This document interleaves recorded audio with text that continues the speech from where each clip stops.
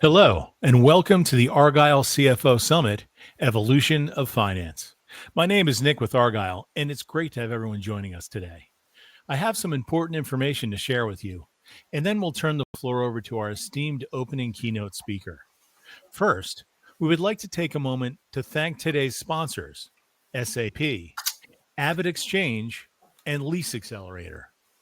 Our sponsors are committed to providing you with valuable content and a great overall experience.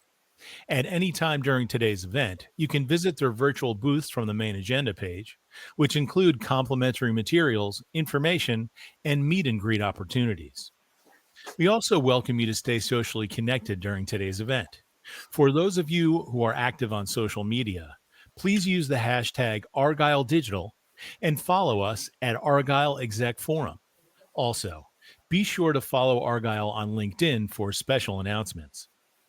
I would like to take a moment to touch on our content neutrality policy, which we have curated based on the feedback we have received over the years from our members.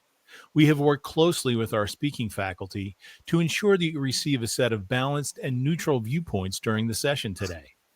And we appreciate our members' support of this policy. Finally, and most importantly, we want to hear from you. So during each session, we encourage you to submit your questions and comments in the Q&A box on your screen. Following each presentation, we have set aside time for our speakers to weigh in on your questions. Thank you again for joining us today. Now, let's get started.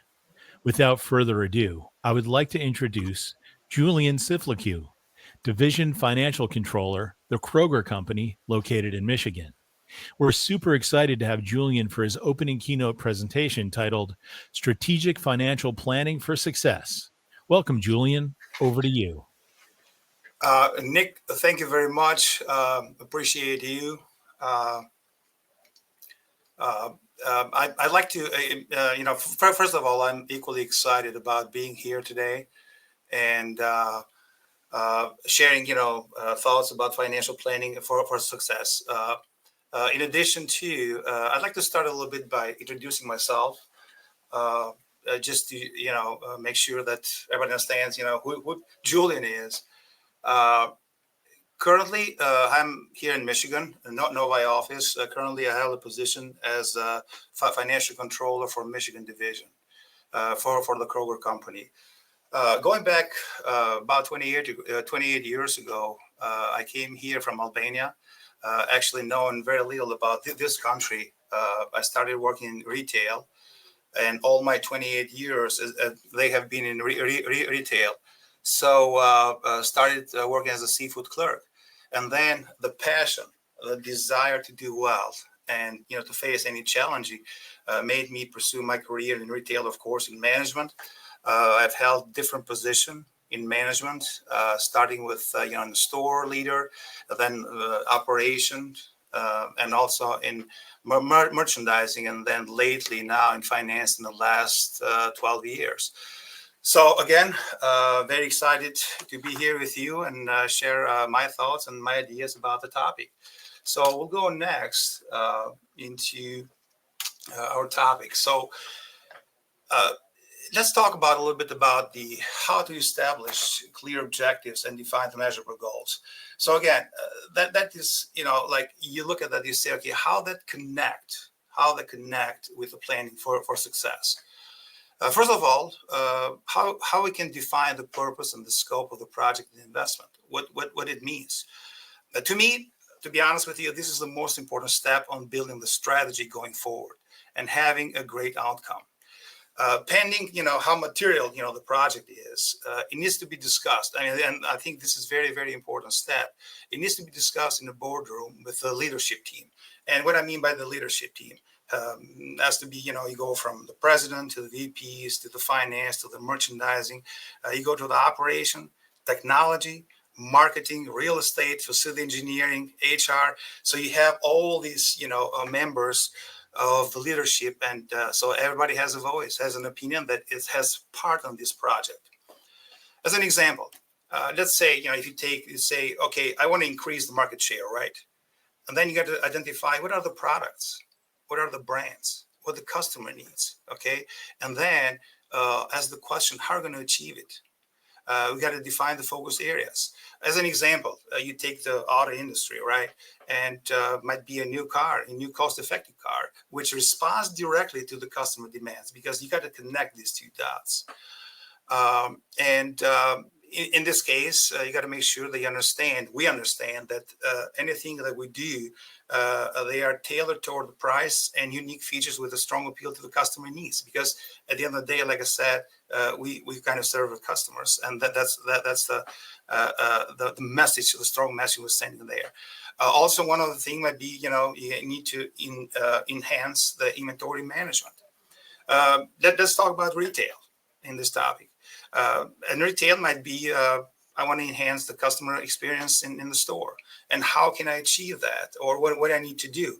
Look at digital growth. Can I do a reset? Can I do a remodel of this store? Can I do store expansion, either a new store?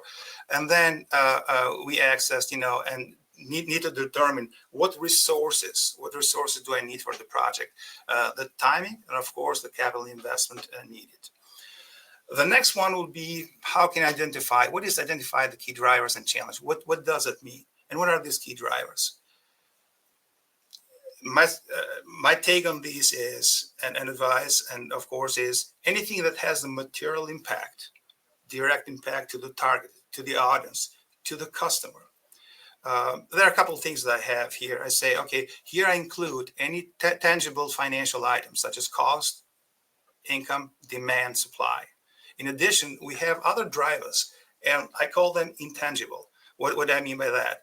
In this case, might be customer preferences, economic trends, geopolitical factors, which are, the relationship between nations. Because again, we're not talking just USA, you go all over the world.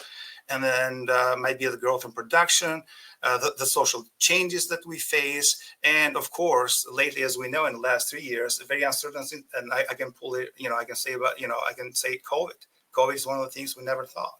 So there are things that how you can predict in your model that you build as far as the project.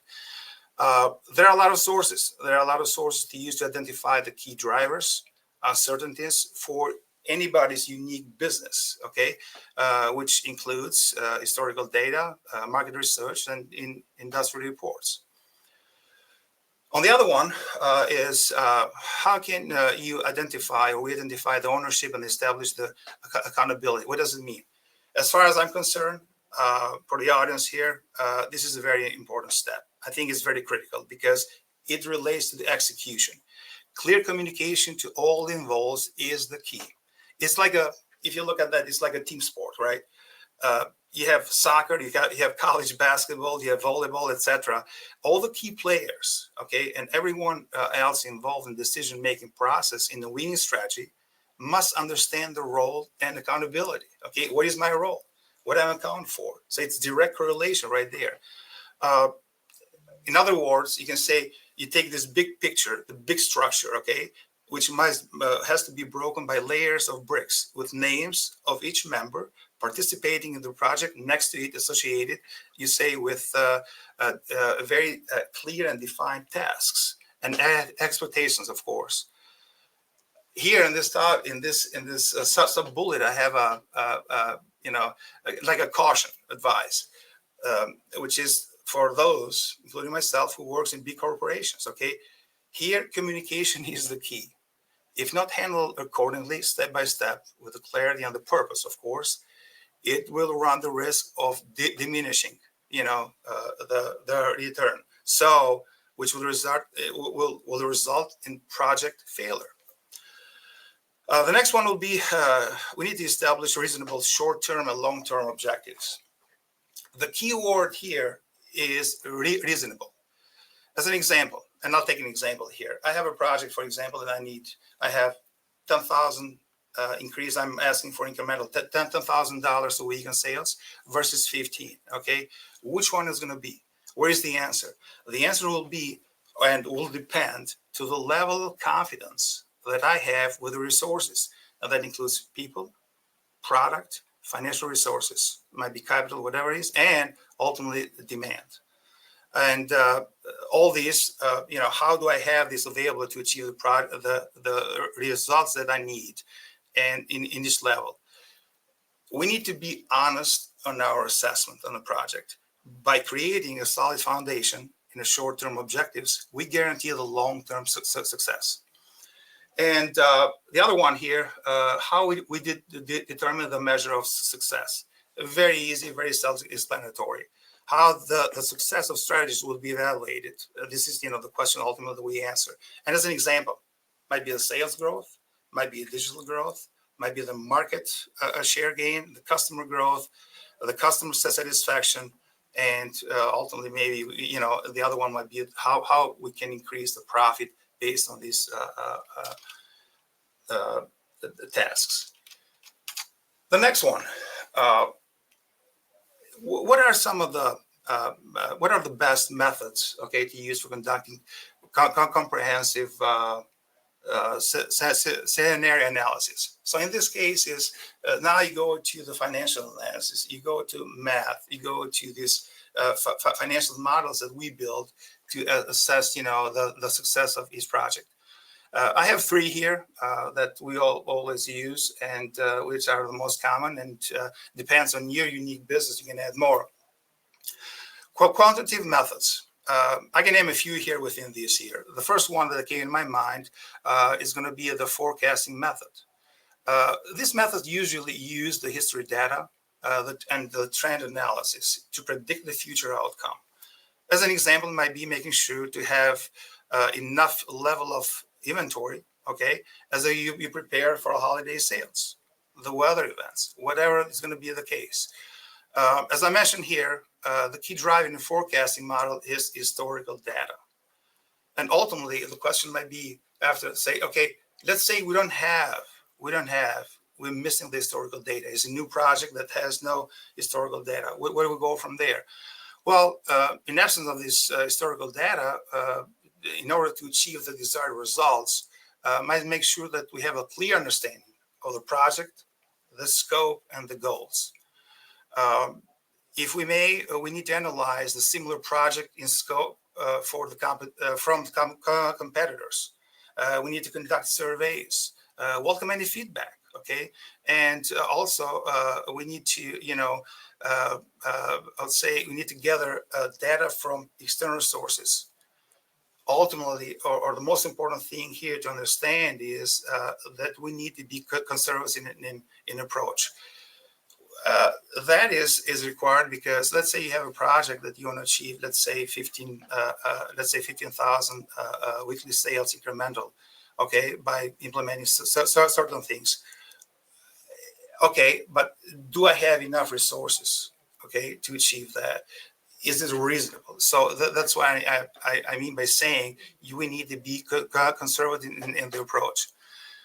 The other method here is the benchmarking methods, which it's very simple, easy to understand. You compare your business unit KPI results with those of the other business units with similar conditions within, our business unit, the corporation, our other competitors, within the industry, of course. Simulation methods, that's the other one. And in this case, this method is very helpful when we evaluate different strategies, providing that we have a clear understanding, of the scope of the project and the key drivers associated with it.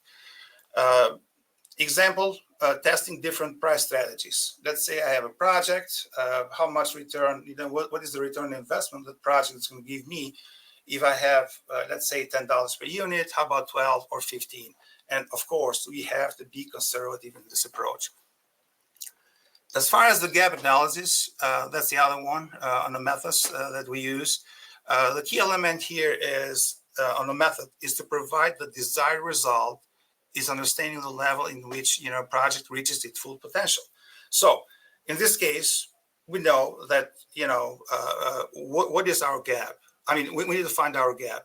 So as an example, if we know the sales goal is X amount, and our potential is might achieve the other amount. Let's say you go from 10,000 in the prior example to 15,000. Okay, how we can bridge this gap? What are the any resources I have available to do that? So in other words, what is the maximum level of increase in productivity, and which will provide the desired outcome in this strategy? The other one here talks about the how to evaluate financial performance against established targets and ensure alignment with evolving markets. To be honest with you, this is my favorite topic. This is my favorite topic because it involves and challenges creativity. So you need to be creative. You need to have a lot of analysis in place in order to spell out the desired outcome. The first one here is how can you establish the key performance indicators, or knowing differently as KPIs. These needs to be directly correlated to the clear objectives and to the measurable goals, which we establish at the start of the project. And I discussed these briefly in the first slide of the presentation. Please note that these performance indicators will be used to evaluate the performance of the project at the different stages of the project, okay? And should be reviewed every period. And period is maybe every 2 weeks, every 4 weeks, every month. And so every business unit has their own tools for that. So KPIs are in form or variances in dollar ratios. You might have percentages, you have rates, and helpful on evaluating the performance of the project. Some of the KPIs, for example, are let's say actual sales, profit performance to the budget, return on investment, inventory turnover. So these are some of the ratios that we use. As I said at the beginning, every business uses different tools. Communicate the expectations to key owners. As far as I'm concerned, this is another very important topic here. It's very important steps because it relates to ownership and accountability for each metric to the owners, which take part in the project. In this step, we must make sure that there is a clear and direct communication, with the leader of each unit as a member and the team implementing the strategy. Reminding that the deadlines of achieving each goal and the importance of attaining them.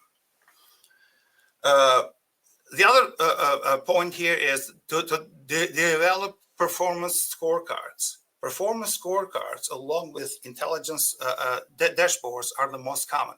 Easy to understand, all areas as a function of the project, and very useful, of course, on evaluating the performance and the progress made towards achieving the goals established at the beginning. And this is part of the success strategy. They need to be simple, understandable, and useful to validate the performance of the project in question. Monitor, you got to monitor the performance. Very simple. Communicating the results every period in form of a business format, is critical in ensuring the alignment within the organization as it relates to the performance of the project, and recognizing, the adjustment needed to ensure the success of the project. And last but not least here, reevaluate the effectiveness of the KPIs. This must be an ongoing process here. And the reason for that is because, as I noted previously, the world economy is evolving, every day. So where the change on macro and microeconomic factors, either geopolitical, you got AI, you have inflation, you have the price changes, you have supply and demand, COVID, etc., have the direct implication in the well-being of any business units which faces constant competition.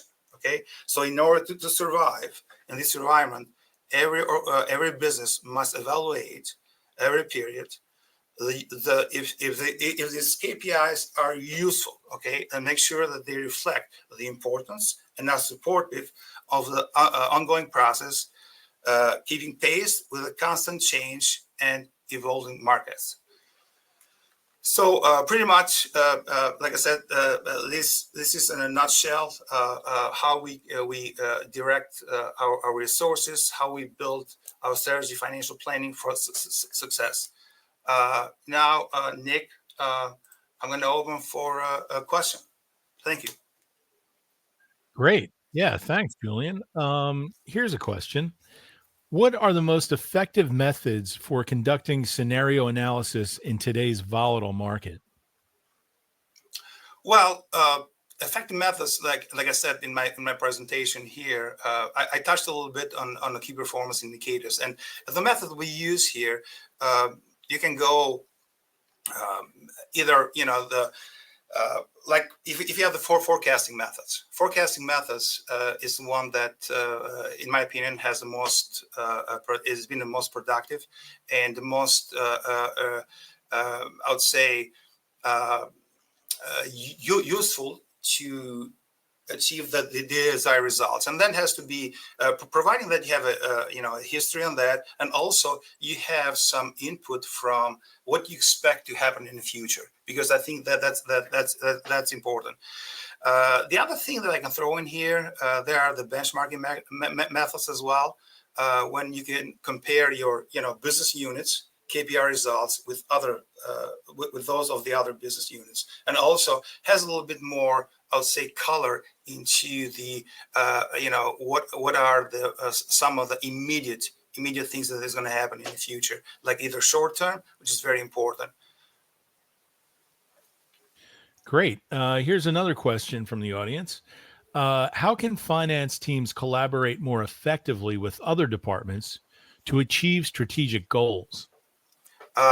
Great question. And as I mentioned at the beginning in the first slide there, you have to be mindful to everybody that has a role into the any project in the business units, and to be effective there, you have to keep the communication channels open. I would say daily. And first of all, you got to recognize, you got to understand that who are the players. So let's say if you take a unit here and you say, okay, you have, the executives, you have the finance, you have the merchandising and the operation, technology, marketing, real estate, facility engineering. All these units, within these units, you have these key leaders, key players that are is going to be part of the project. So being effective means that you share first of all, understanding what the goals will be for the project. This is the first step, and then what are the components, okay, within this project that each one of these players can impact effectively, and what are the goals? Okay, so again, you have a structure, you have a plan, you have a diagram, you call it, you have a name in each of these key points, and then you have to constantly either might be you set up weekly meetings to evaluate how the process goes and how effective are we before it goes any further down, and then you ultimately say, what, it's going to be a loss. So that's the key. Good question. Great. Here's another one, Julian. How can finance teams leverage strategic financial planning to foster a culture of data-driven decision making? Well, and again, this ties, if you look at the, I'll say the structure to who has an impact into the project. Okay, you start with that, and as far as how can you leverage that, it's you have to understand the culture. You have to understand your audience. Okay, that this is very, very, very, very important, because without understanding what is my end, what really is going to be my end result for any task and all that, the project is dead. It's going to be dead. So it's important to understand what is the audience I'm going after, and that has to be that kind of by understanding that, you build that culture. Okay, so the culture has to do with any I'll say individual that participates either as a leader or as a direct report into the project, and understanding that individual has the skills necessary to achieve the results that we need. Great. And here's, I believe, the final question. What is the role of technology in enhancing the efficiency and effectiveness of strategic financial planning processes? Very important. This is especially nowadays with the technology evolving the way it is. I can say that the way that how the technology is right now, it's not the same as been 3 or 4 years ago. It's evolving in a faster pace. It helps you as far as the timing because you can make a decision instead of making a decision like, let's say if I go about 10 years ago, 5 years ago, decision making process took maybe about a month or let's say a week per this example. Now you can make the decision within a day, within a few hours, providing that you have availability to either the people or the team players or the unit that you are going to have a discussion with in order to have a quick discussion, a very important conversation, and ultimately share the data because it's a data driven, of course, and ultimately achieve the desired results. Great. Yeah. And do you have anything else to add, Julian? One other thing, again, like I said, it's been a pleasure, as when I said at the beginning. And outside, let's say, if anybody wants to reach me out via LinkedIn, please feel free to do that. I'm available there, either for a conversation or a connection, whatever that might be. And I really appreciate everyone attending and you guys too, as far as moderating this call. Great. Well, thanks again, Julian, for an excellent keynote. I also want to thank everyone else for joining us today.